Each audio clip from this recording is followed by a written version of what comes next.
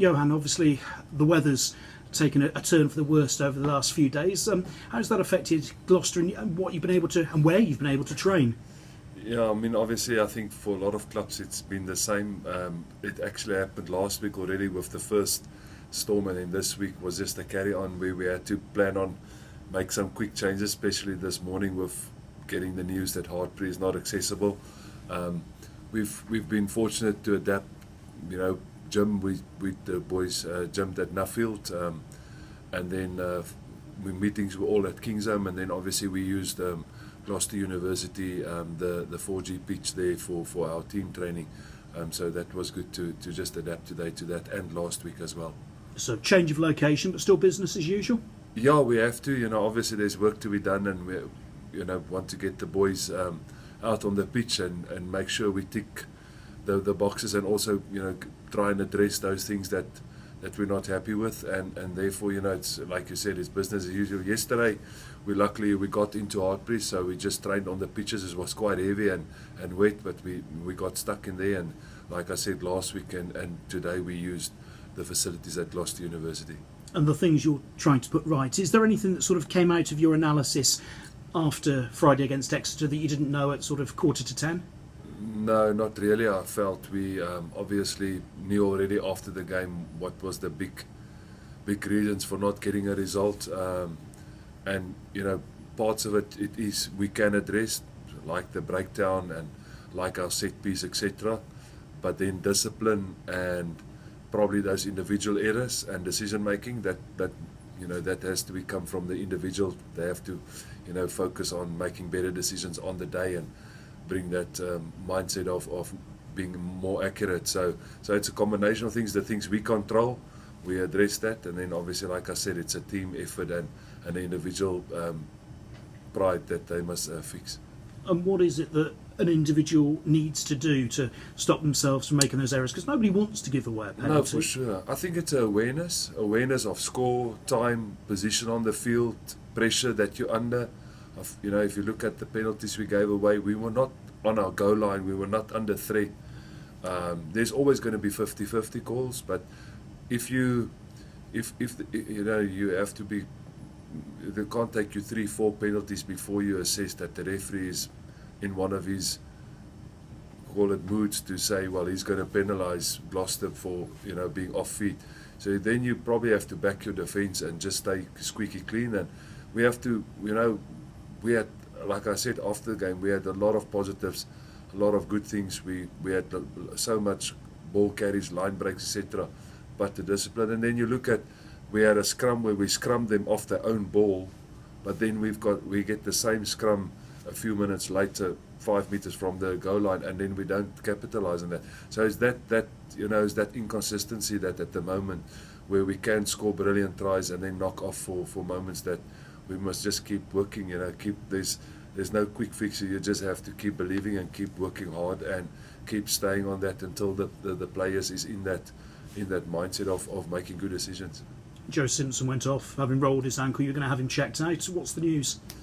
Unfortunately for Joe, it's more serious than we expected. So he's going to be out for 8 to 12 weeks. Which, this weekend in particular, potentially with two scrum halves away on international duty, could be a real problem.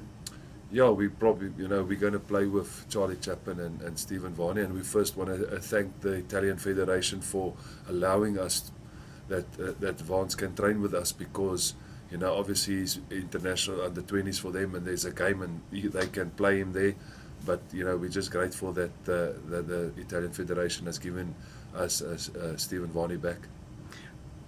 Obviously, you can offer him Premiership experience within that, so there's a payback for them in terms of Charlie Chapman. I suppose that's what Premiership Rugby Cup was about at the start of the season, wasn't it? Yeah, it shows you how quickly things can change, and how important that games were, that we gave him that experience. He's been in our system, quite a while now, and he probably learned a lot from those kind of players like Willie and Heinz and Cal, and so we're confident. Hopefully, they both will make the step up. It's great for them. It's just a perfect example again when I say to the players, don't think you not close to the team, because things can change quickly, and then when you get this one opportunity, this can put you right up there, can put you challenging for the jersey, but also it can, put yourself in a position where people say, hey, we've got this player, so the future looks good if the youngsters put their hands up. Emotionally, how's Danny Cipriani? No, he's good.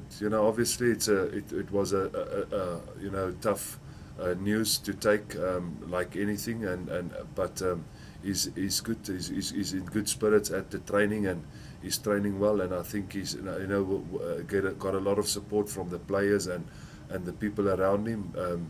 And I suppose there's only one way, and that is to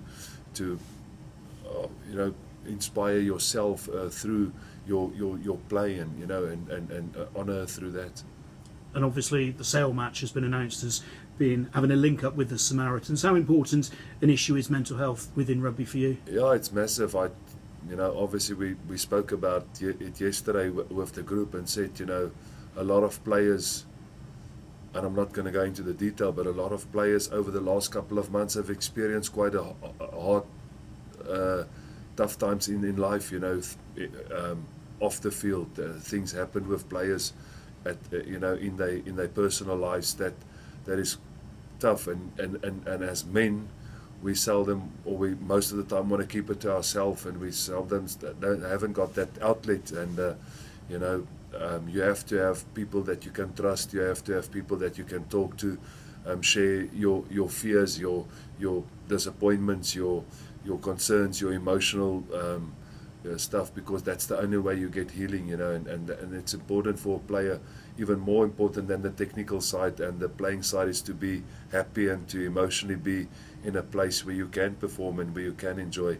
I suppose each player will have different avenues. In my case, obviously you've got your faith and thank the Lord for His grace and stuff, but other people need people to encourage and to speak to. And for me it's massive.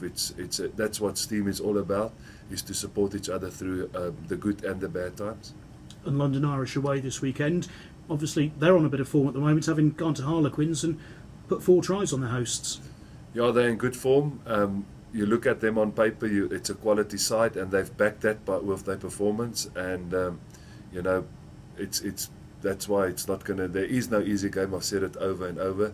They will be confident in what they've achieved in the last couple of outings, and obviously it's not as a secret that we're not firing on all cylinders. So it's going to be a massive challenge, but it's one that hopefully can kickstart our game if we start playing to our full potential. And you admitted after Friday night's game that making the top 4 was that little bit more difficult. Results in a way went your way. Does that mean you now have to sort of try and cash back in, if you like, on that? Yeah, obviously it's important that we stay composed and not panic, because we're not even halfway. I think we're only halfway on Saturday, so there's still a lot of points out there, but we have made it difficult for ourselves. If you think about what the 2 results could have meant, but that's water under the bridge.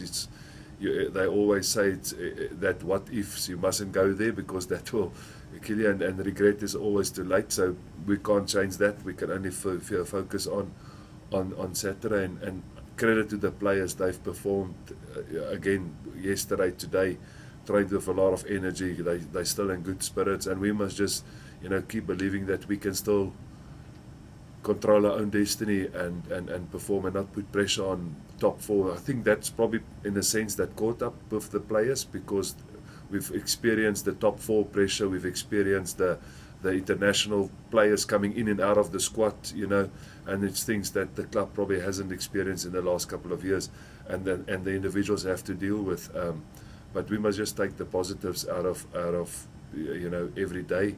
And the fact that we, like I always said to the players, the fact that we can stand up, have a job to do, embrace it, and take the challenge for Saturday. And I checked out Joe Simpson's injury. Everyone else okay? Yeah, there's a few knocks and bruises of guys that will probably only get the final tick later in the week. Guys that we are waiting on to get, like Tom Marshall, for example, a concussion and on his return to play protocol. But then again, so far everybody else will be ready to go. And I also, obviously big on focusing on the positives, and therefore grateful and thankful and pleased that Tom Marshall has signed on with us. He's been in good form, and it's a great signing for us to have him at the club.